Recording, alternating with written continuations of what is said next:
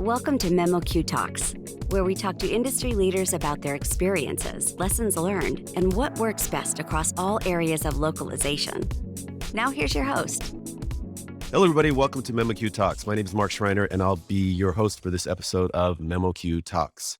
Today, we're being joined by Mr. Kimon Foutoukidis, who is the founder and chairman of Argos Multilingual. Kimon, how are you today? Good. How are you doing today, Mark? Thanks for having me. My pleasure. My pleasure. Hey, we're going to be talking about best practices related to M&A or mergers and acquisitions. But before we jump into that, where are you? I'm in Krakow, Poland at the moment. Krakow. How are things in Krakow? Krakow's good. I mean, there's It's good? no, I was just in the States. Just got back from the States about 2 weeks ago. Actually, it's pretty much the same. It's like, yeah, if you're It's asking pretty about open? COVID, yeah, it's pretty open.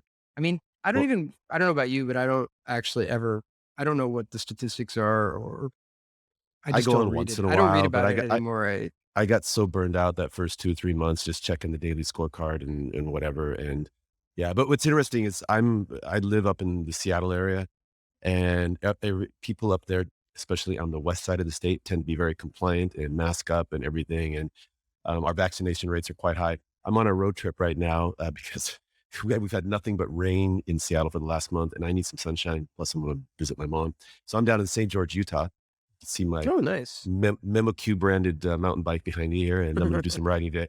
But anyway, you get into like Idaho and Utah, and nobody's wearing masks, and it's pretty much business as usual right now.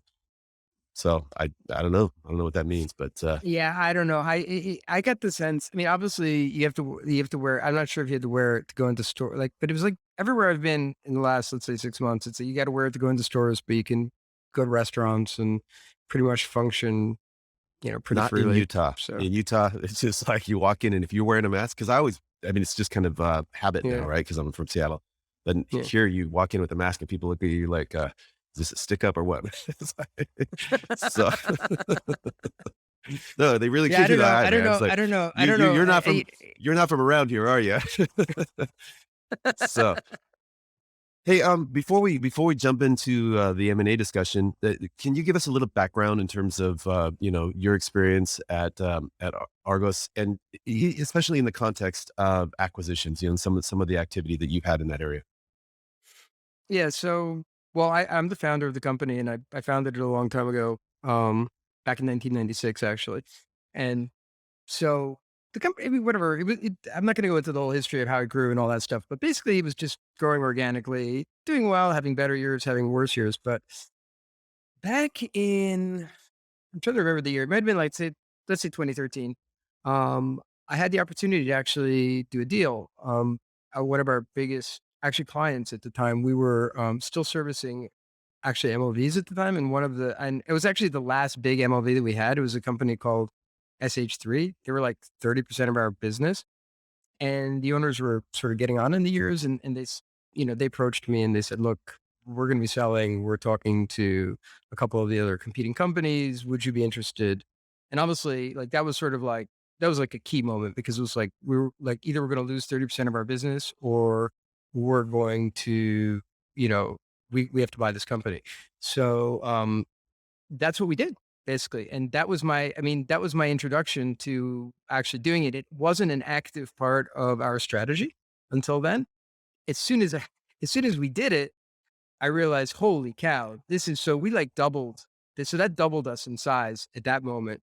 Um, and I realized, I've been like sort of like banging away, like just trying to grind out this like 5 to 8 to 10% growth. And then like you can, there's Buy other something. ways that you can grow as well. So that was like I'd say that was the key moment. At least for me personally, basically at that moment, I would say, I don't remember exactly the history, but I pretty much pivoted a lot of my personal energy and effort into basically doing M&A. And what could I do to find more deals and to close more deals? So yeah, and I do strongly believe it's a great. I think it's a tool in the toolbox. I don't think you should only I don't know. I see some companies they do tons and tons of deals, I think that's hard. I mean, I think if you really want to do it right, you really want to integrate the companies because that's actually creating value. If you're just adding on a company that's just like standalone and you're just saying we're a bigger company now, I don't think there's a lot of value in that. So, Yeah, I want to I mean, I just think it's a, yeah. I want to come back to that in a second because I see the same. I mean, it's just growth for the sake of growth. But before we move on to that, I got to ask you, like, I remember the first time I bought a house and I was like, oh my God, I would buy a house. And then after you buy a house, you realize it's no big deal, man. It's not that big a deal. It's just like, but I've never bought a company. So when you were going through the process of that first acquisition, I mean, were you nervous? Were you concerned? I don't know. Yeah, no, I wasn't particularly nervous. But I mean, that's also, I think, part of like my personality or whatever. I just like whatever I made the decision, I was doing it, and that was it. I mean, I'm not gonna like, there's no point to second guess it. I need to do the best I can, with what it was. So it wasn't, it is a big deal. It's a huge deal, and it's really hard. Like, it's really hard. Putting the deal together, like, I guess we're gonna get into this. Like, putting a deal together is it's hard. It's hard to close a deal. It's hard to find the company and hard to close it. But really, all the work starts afterwards, and that's where the threat is. That's where the danger is. That's where the risk is. A lot of people are focused on the price and and stuff like that. But I actually think that it's your post acquisition, your integration process, your post merger stuff that's and your processes around that's the most important part, and actually the thing that makes it a success Worth or it. a failure, to be honest with you. So when it comes to, and I'm not just talking in the context of your company, but let's talk about the industry, the local industry in general. What are the reasons for a merger or acquisition in terms of, I mean, is it just growth or are there strategic reasons for an acquisition, capturing some technology, for example?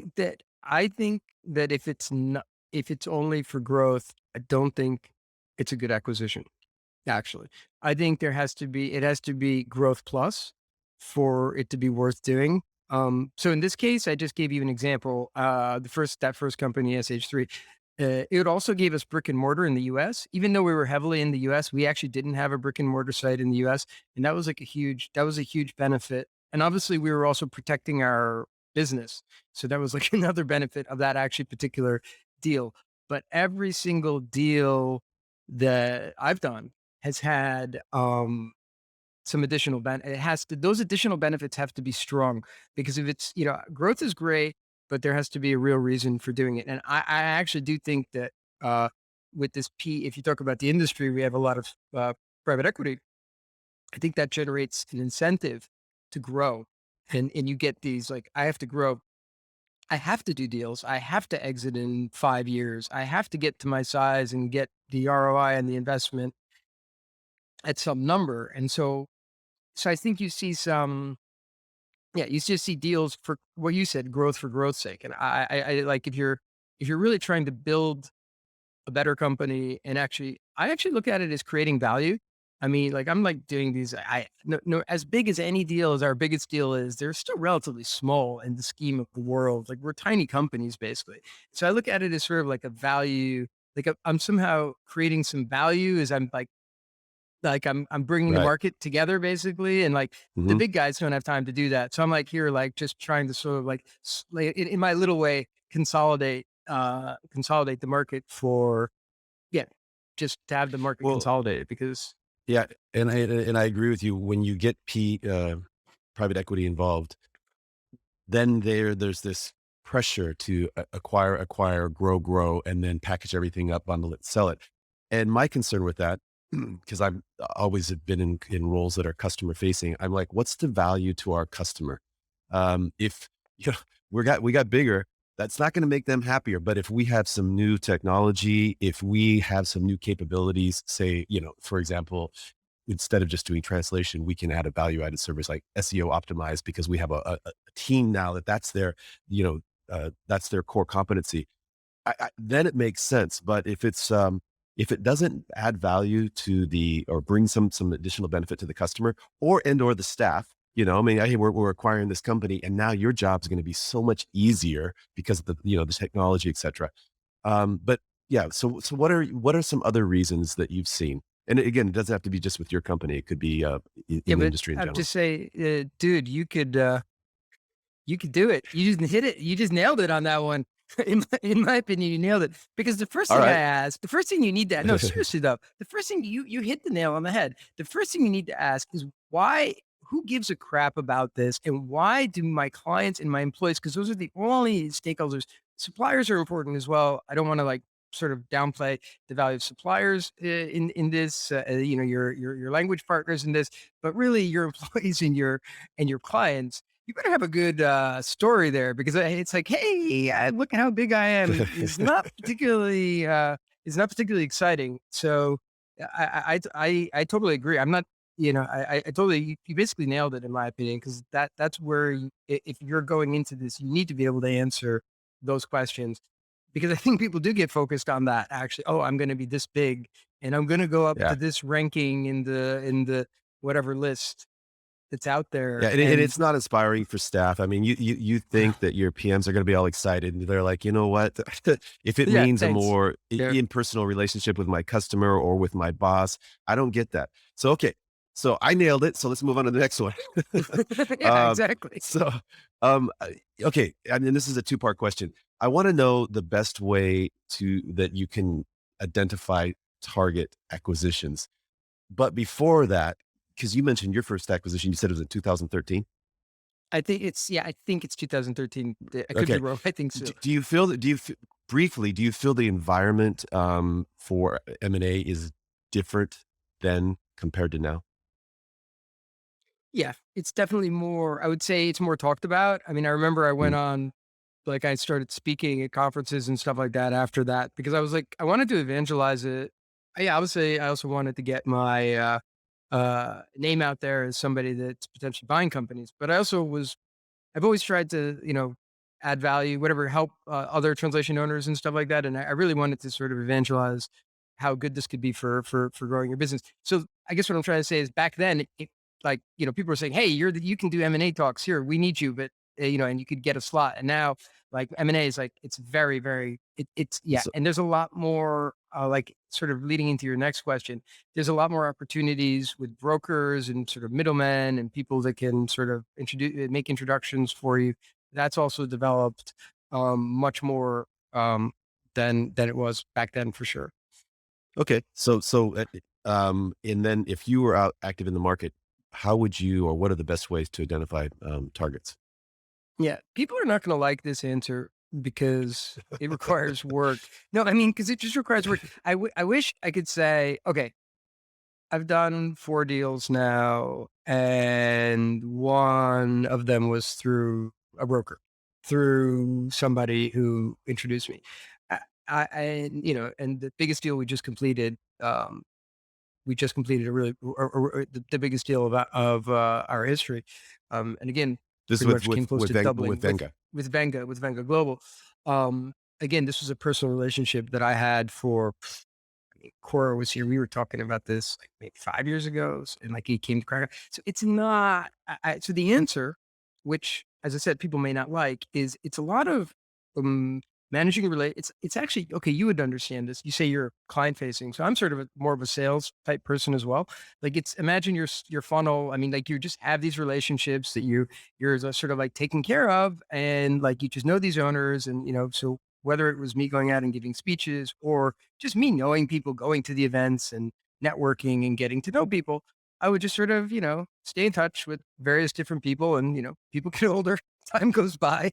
And as they get older, they decide that, maybe it's time to do something with their business. But so I'm a really, but then at the end of the day, who do you want to sell your business to? I find it's like the guy that I know a bit. It's like the guy that I Sure. trust a bit, the person that I've met and I've interacted with. Um, I remember Cora was the owner of Venga. He said, he said something really funny. It was like, I'd rather, it's better to do it with the devil you know than the devil you don't, basically. So it was like, but so there is something true. There's definitely a truth around spending that time. And I think that probably gives us a competitive advantage actually. like, so let's say we get into a competitive situation where if we're bidding against somebody else or at the end of the day, you have to decide, this is your baby. You created it. Like, who do you want to hand this over to? Like, is it some, big PE bagged group of people, or is it like whatever, somebody that you actually have had? I'm not saying I'm like best friends with these people, but I've had interactions that they've seen me over, let's say, a longer period of time, and I'd like to think that I'm ethically sound and I'm honest and I have a good reputation. So, and I think all that matters actually, because it's like what happens then Totally. later to your employees and to your company. So Well, I I think it's hard work. The answer is I think if you want to do it right, you should be out there meeting people, working on your network.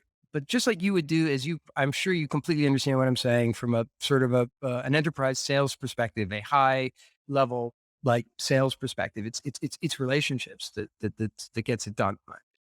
absolutely, and I think a lot of people would like your answer, except maybe those brokers. So, so let me ask you about that. When is it advisable to use a third party? Well, I do. I listen. Let me be clear. I use them. I field offers all the time. It's not that I don't. Like I say, no brokers. I encourage. I review all the time. I mean, almost. I'd say on a weekly basis, I'm reviewing deals. And so, I don't think there's anything. I just think the chances of success, I guess what is more of like the chances of success are lower when you don't have all that warm and fuzzy stuff that I was telling you about before. And it's just the cold, hard thing. And, it's like, then I'm like, it's like a cold, like a cold call or a hard sell. Like I'm just like there on the call. I'm like, hey, I know really am a really nice guy. I really know really my company, but that's like, that's it's harder to do it. Just, you have a much smaller window. And so then, you get down to more economic things and people are making decisions, based on other things. But So yeah, no I speed think brokers dating. are valuable. I think brokers are Yeah. valuable. Like I don't have an endless pipeline of personal relationships, to be honest with you. So I need brokers Mhm. as well. It's just that I just think you're more in it's a different kind of a deal, basically, when it's with a broker. Okay, totally makes sense. Um, okay, so once you've identified a target, and whether that's relationship based or that's brought to you by a third party, at some point you got to kind of look under the hood and do some diligence. Uh, what are you looking at when you're doing your due diligence, and how do you do it? Do you involve a third party to do it? I mean, some people have a consultancy do it, or do you want to get in there yourself? What are you Yeah, looking I at, and don't how do you do think, it? I mean, I don't know how, I mean, maybe, I guess if you're doing like huge things, I mean, maybe you have to do it. What we've been doing up until now is like, look, nobody knows this business better than we do. Like, I'm sorry, if you don't know the business, if you're not able to assess a translation company, localization company, then I don't know, like, you shouldn't be doing it basically. So, like hiring somebody else, I'd have to spend half my time teaching them how about the industry rather than, And they would charge you for that. yeah, exactly. Exactly. So I don't see a whole lot of value there. Maybe there's some financial stuff where you get a third party in, you want to get some kind of financing and stuff like that. That can make some more sense. But yeah, so in terms of what you look at, it's pretty simple. Like I wish I could tell you that we have some very sophisticated due diligence process. It really starts with the clients. You're looking at you're looking at who the clients are, and you're looking at the staff. I mean, those are the two things. Just like I said at the beginning, and then you're trying to understand. Well, one, is there a fit with what you have? But two, is there any risk here? Like, for whatever reason, is like this account, it's a big account and it's just coming off the end of its 4-year contract. It's going to RFP or whatever. You're looking at all the things that could potentially, And because the last thing you want is to, do you talk sorry. to the customers? I mean, the biggest ones. Um, yeah, okay. People do. I mean, I've heard that people do. We don't talk. The only thing we need to do is we need to. Well, actually, that's not true. When there's when there's potential risk, like in this last deal, there were a couple of common customers. So we got permission and we went and we talked and we said, look, we're looking at this because if we do this, are we going to sort of like exceed a threshold of spend and you're not going to want to, because then it's a potential risk Sure. of losing business, right? So we actually did in that case, but generally like what you hear sometimes people talk about, I can't imagine as the seller giving you access to my clients and then you have the right to like walk away then after Mm, that. And like how does that leave me? Because that's one of the big problems in the whole thing is also it's with staff as well as with clients. I mean, it's like, um, if you open everything up and then if the deal doesn't go through, then there's sort of like a vacuum for the company that was trying to um, be sold. So I think right. as a selling company, I think you do need to actually be careful there because the client has to wonder, well, this guy's they're trying to get rid of it, they're trying to sell it, and maybe we need to find somebody that's thinking longer term, or the employees might think the same. Oh my God, is my they're so. I think you have to be a little bit careful with information there. Okay, so is there are there ways to structure deals where you have some protection if the business in the company that's being acquired drops off significantly? Hmm. So like on a multi-year payout, something like that. And I'm not Yeah. asking for So specifics on any of your deals. I'm just talking of in the no, but I industry can in tell you, I general. think it's really interesting. Trying to remember, we've done okay. We've done 4 deals, and three of them have been fully guaranteed. Hmm. One has potential earnout or had potential earnout on it. So the answer to your question is um, if you want to sort of like protect yourself, then you use earnouts. I find that sellers as well, basically sellers are not particularly interested in earnouts because once we get control of the company, um, what's to stop us from screwing everything up and screwing up their earnout as Right, well? So right. the deals that I think now I don't know how I think people would say we might be unusual in the fact that we do fully guaranteed deals. I don't know, but I prefer it. But the only thing we do is we'll do deferred payments. Like rather than so you'll get the money, it's fully guaranteed, but you have to get it in stage payments. You'll get like 50% now and then 25 and 25 or whatever the deal is. You'll get it in some kind of a stage payment. And so that reduces our like financial risk, I guess.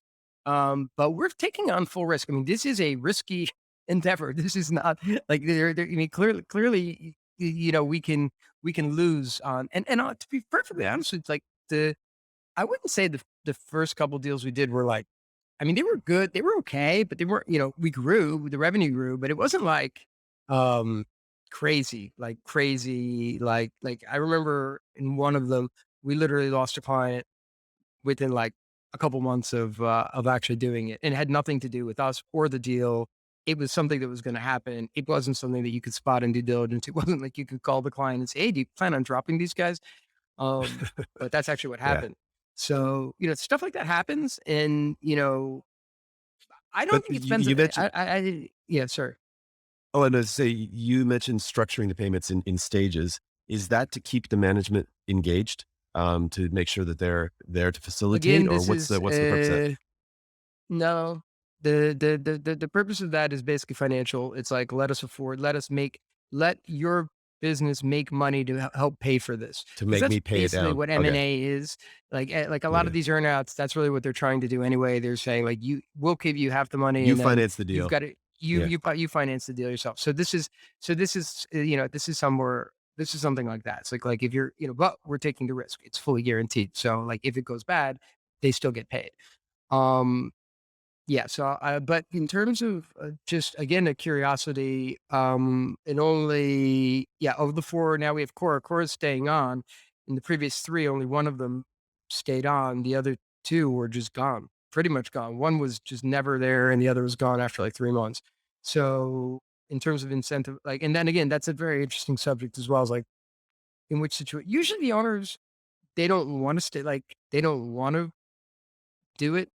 Basically, Mhm. they're basically retiring or they're exiting and they just wanna, they wanna make sure that their people are okay and stuff like that, and they're willing to be helpful to get it going, but they're eager to get out of there as quickly as possible. They didn't sell their company to get a job. Right, right. Um, but it's interesting, you said that sometimes it's nice to have them stick around. I mean, because core to core is sticking around, right? So, I guess it depends on what they're bringing to the table, what their motivations Yeah, are. Core is a different situation. Core is well, first of all, Anna Kennedy, we actually did two um, acquisitions in 12 months. It's crazy, but somehow it happened. We bought a company called Chili Store, which is a really interesting company. Does language quality assurance, and she's like a superstar talent. I mean, like that was a prerequisite. Like we wanted her in the company doing stuff. Like she has such amazing potential to do lots of awesome stuff.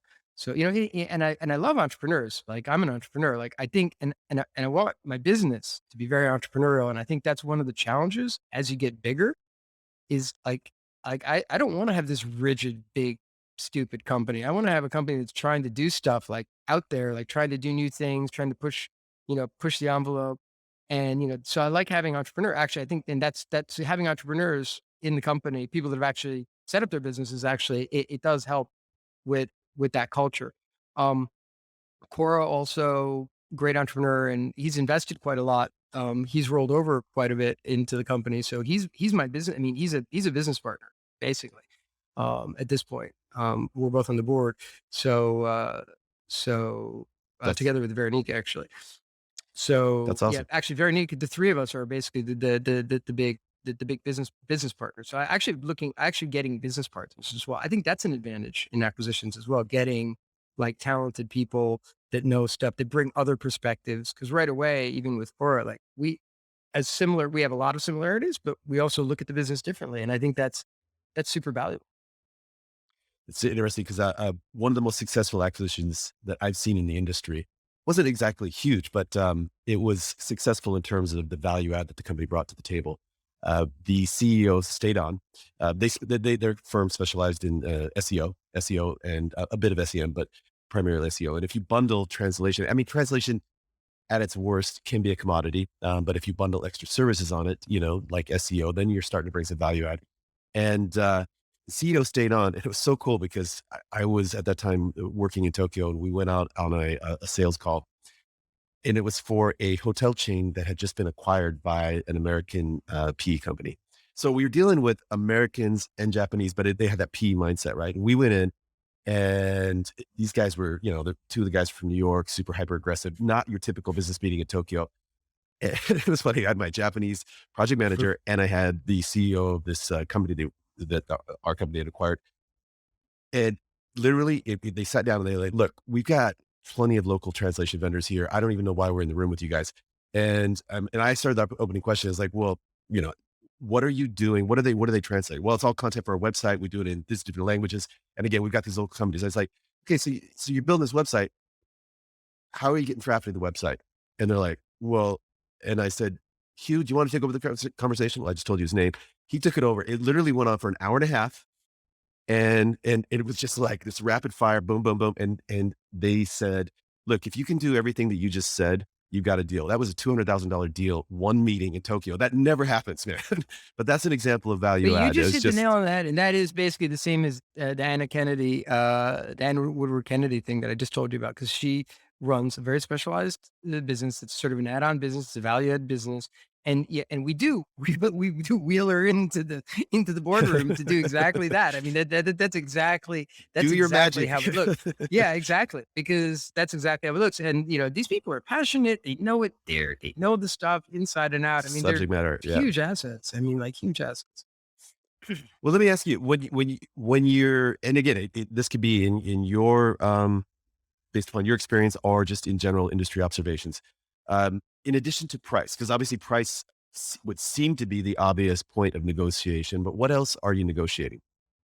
Well, I'm going to argue the price is not what people think. Like, I think in the end, we're all paying pretty much the same. I actually don't think, I think, because this is like, there's no magic. There's not like, oh, I love you. I love your company. I'm going to just pay extra. It's unfortunately, it's purely down.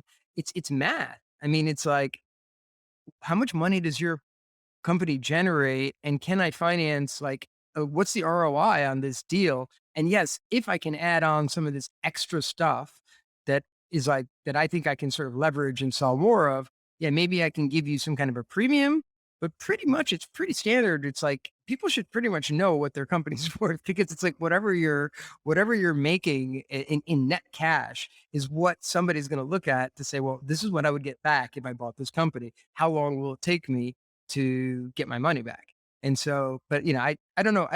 I wonder sometimes if people think like that because people get numbers in their heads, but numbers are just Well, I numbers. mean, They have to be yeah, like, but people do look at multiples of different numbers, right? So, is it times earnings? Is it times, EBITDA? I mean, so I'm uh, gonna argue I it's would, all the same. They're gonna say it's like that, but the only thing that matters is the EBITDA. It matters how much money does the company make. They can give you a multiple of 2x, 3x revenue, but they're still calculating what is this company actually, um, making. Let's not overgeneralize here. These super deals with stocks and like whatever, SDL buying RWS or something like that. There may be some shareholder value creation, other things that get calculated into it that are different. But I'm talking about sort of in my little, our little in the little sort of in the smaller world. Um, and so another what other just thing, item? yeah. I'm sorry. I would say No, I was what just other gonna say items another thing are about up? price. Yeah, just another thing Mm, about price is that people may have a hard time understanding, but is that the smaller you are, the less the less you're going to be worth because it's just there's economies of scale in everything basically. So as you have a bigger, let's say, amount of EBITDA, your multiple is actually going to be higher than as you're smaller, and so that's something that's not intuitive as well because people see some of the numbers on some of the big deals, and they say, "Oh, well, I'm going to sell my yeah, $2 million company at the same multiple." It's just a vastly different multiple. But anyway, this stuff I think is fairly standard. But back to your question, sorry, it was a price I would was just, one, but it yeah, yeah, what other items are on the table for negotiation? yeah. So you obviously have outside of price, then you have to know about how you feel about the owner staying on. Are they going to be part of the future or not? Do you want them? Is there a deal for equity? Do you want to give them a share of your company? Basically, is that part of because that's something that we've also been successful in is getting some of the people selling their companies to actually buy into Argos and to actually be shareholders, and because that's a big incentive to getting the deal right as well. So I think that understanding that, and then it's just the business. I mean, it's just the business. It's really the stuff about that we started talking about before. I mean, is this or is there a service there that we need the SEO thing or the LQA stuff? Is there a service there that I feel that I can like supercharge it and have got clients that I can add on to this? And like, so there's going to be like, there's a nice synergy between these two companies. I'd say that that's super important. And then from an employee perspective, I mean, like, how is it going to, how are these people going to mesh? Can we get these people to mesh? Because I'll tell you what, talent I'm not sure where what your opinion is on this or, what the listener's opinion is. And my perspective is right now, like there's a there's a huge demand for talent and having that talent and maintaining that talent is the name of the game. And so like an acquisition actually gives you access to more talent. Now, the skill is can you retain the talent? I mean, because that's the most important thing. But I say talent, I wouldn't underestimate the people actually, because I think that there's a huge value in that as well. Totally 100% agree with you. And I've seen time and time again where, regardless of how well known the executives are or how great the salespeople are, it's the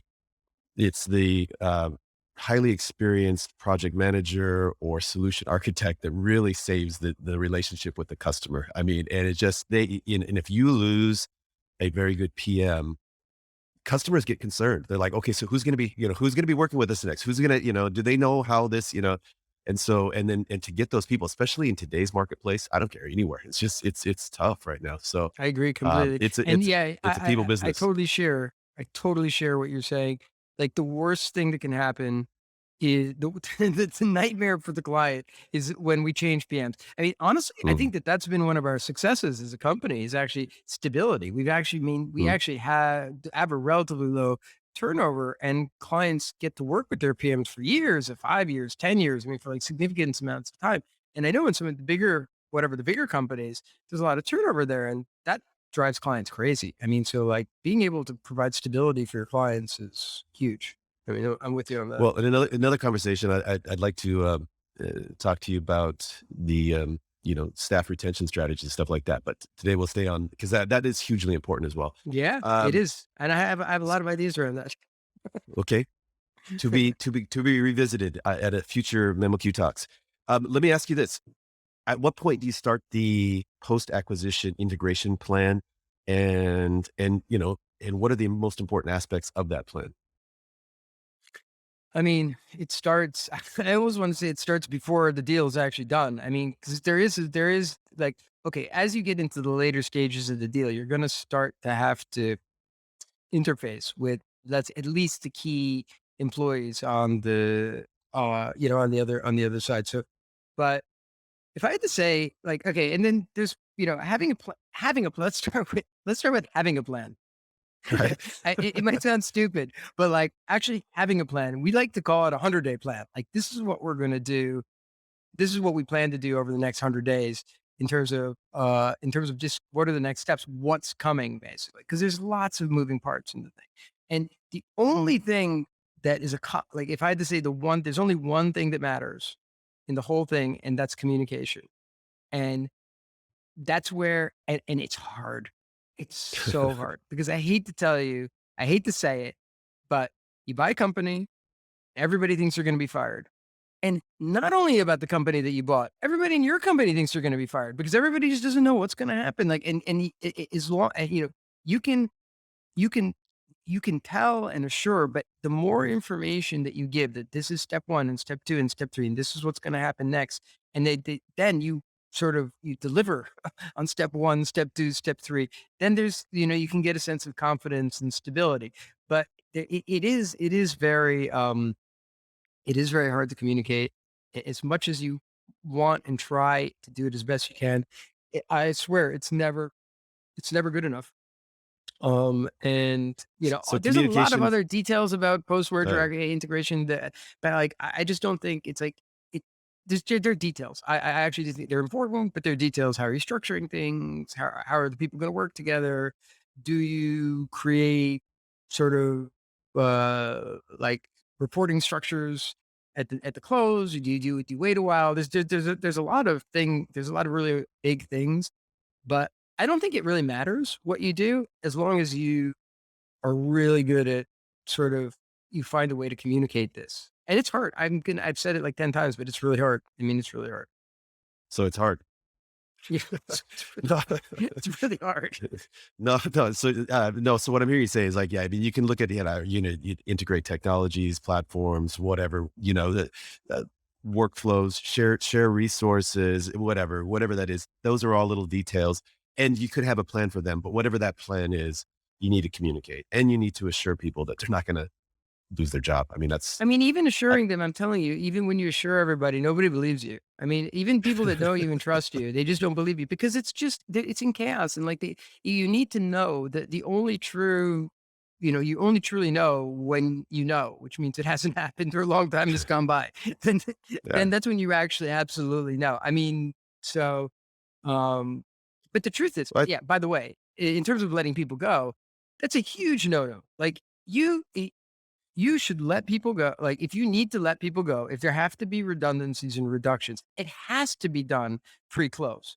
And the message is, we did it. We're done. Any redundancies or reductions that have to die. I do think that is potentially a mistake that some companies make is they just they don't want to do that and then they say fight it out or whatever. They create like nasty situations. I think you need to make tough decisions. If you have to make tough decisions, make them, do them before the deal is closed, and then you assure everybody that we it's did done. everything that we had to do, and that's it.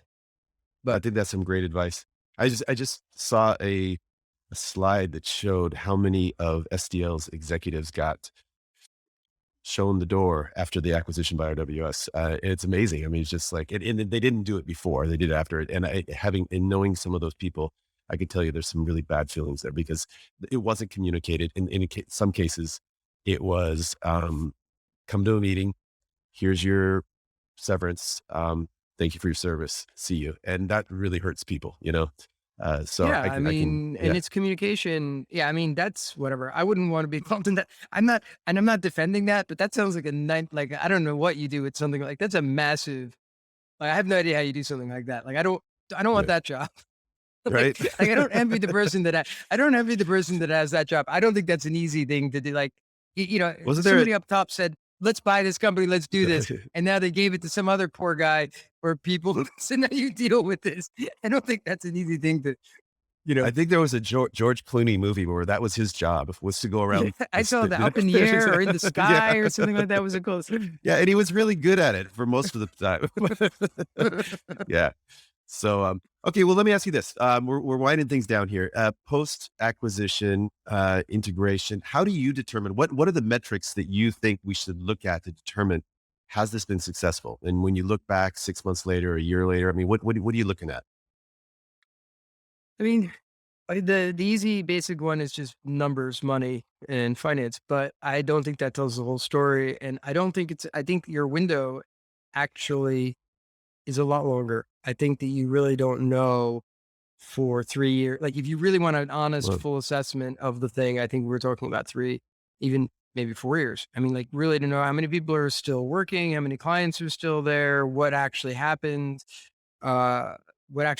what was the actual history of what happened with these people and these clients, and or this tech or whatever it was. You do need to have some time because you know the easy metrics are we making money? Did we make money on it and stuff like that? But hmm, I don't think that's going to ever tell you the full story because there's more. There's also benefits. There's also things like hidden benefits that you might not that you should factor in as well. Like I don't know. There's like key employees that ended up setting something up that you would have never set up if it wasn't. That's a very hard thing to quantify, right? Is that right, you know you sure. actually had somebody come in and they actually started to do something that we wouldn't have done anyway. So it's a longer. I don't. I'm not a big. I don't like to look back. Generally, as a person, I don't think I look back too. I'm not a very sentimental or nostalgic. Like I get criticized. I think my wife may have problems with this, but I don't have like. I Try, tend to like look at. wives have problem with everything. I I have a. I tend to look at now in the future. Like I don't really like. I can't. The past is like you know. Even if I totally screwed up the deal, so what? It doesn't really. It's I mean, yeah. I guess learn from learn it. from I it. mean, Learn from, yeah, yeah, learn from it. learn. But like, I'm not gonna beat myself up over it. I mean, it's just it's done, and, like, let's just get on with our, That's a really healthy attitude. I think that's important no matter if it's acquisition or anything in life, man. yeah. Just we all mess up, man. Just learn, move Yeah, on, you know? exactly. Just say, "Hey, I'm gonna try not to do that again." Yeah. So, l any parting thoughts? I'm gonna continue to say, I hope I don't I assume the audience is LSP, I hope the audience is LSP owners, amongst, I guess, clients as well. But if you're an LSP owner, I can't encourage you enough to consider M&A, you know, adding it to your toolbox of potential ways to grow your business. Because as I said, it was a game changer for Argos. I mean, like we were just trucking along. I mean, I'm not saying we're doing bad. We're doing fine, but it you know it really accelerated and basically changed the trajectory of the entire company. And you know what? It also creates. We didn't talk about this. The positive thing about M&A, like one of the struggles you have if you're a small company owner, is how do you create excitement for your for your employees? Like, how do your employees grow? Like, you run a small company, like, it's like I was always struggling with this. I'm like, you know, you get these people, these young people, they come in and they say, "What's my career path?" Well, you're about 2 levels down from me. So it's You're gonna you move don't have you're gonna move from this desk to that desk. The I think next desk is mine. exactly. And there's not a whole way to go. There's not a whole like, you know, there's not like a long journey that I could like I could bullshit you, but I'd be just literally bullshitting you. So so you know, adding this you know, do actually growing your company through acquisition, getting bigger, creating a bigger organization actually does create. I mean, it's actually really cool. Like people cross over, they do different stuff.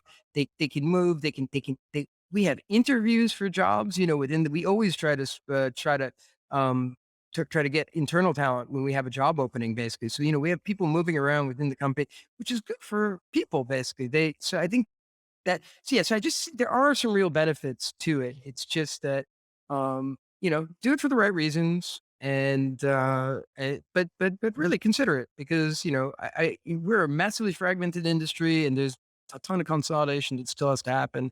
So go for it. That's That that's would be some awesome that's advice, my and I message. totally agree with you that providing development opportunities for your team is hugely important and rewarding for everybody. Because Yeah. I look at it as like at the end of the year, I look at the financials, but I also look like at the team and did people develop? Did they grow? And that's that. I mean, that feels good in itself, right there. I mean, Plus, it makes that's you more for competitive, me, I would say honestly, and I don't want to be corny, but like, I've been doing this for over 20 years, and like, it's so cool to see these people these people over this time, like the stuff that they've done, the jobs that they've right? done. I mean, it is some of that, that's I mean, like, whatever. Yeah, I make money and stuff like So that, but you are that's really, sentimental.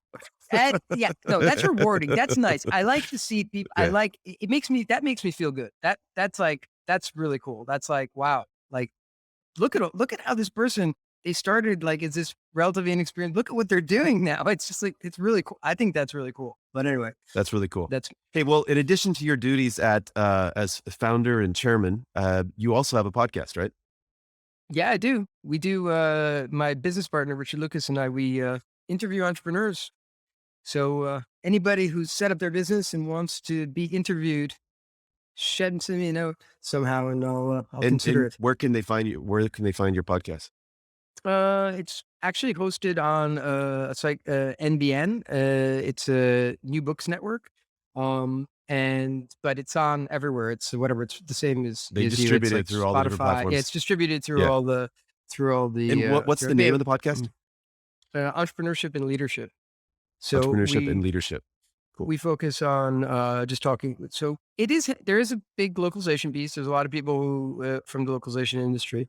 Um, who've set up companies, but we do all kinds of different people, because we're sort of fascinated with what makes somebody want to be an entrepreneur, because it's like, You're it's right. not like, it is really interesting, and we focus on the story, because like, it's really interesting to hear people's story, how they got there, how they ended up doing that. And there's, we try to always see the commonalities between the people, and I actually really enjoy it. It's a hobby, but I like it. Well, no, I've listened to a couple of episodes and I really enjoyed it. And Mm. I was impressed. I don't know if that's part of the platform or what, but you actually, I think you have a couple sponsors or something.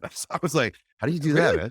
No, Well, maybe I that's mean, the no, it's totally maybe that was the non-monetary. platform. No, it's literally not. Oh yeah, it would have been, yeah, because of the platform. They have I don't Maybe they know. put Yeah, something there, they but you know what? It made it look or sound even that much more professional. It's like, damn, he's got a sponsor.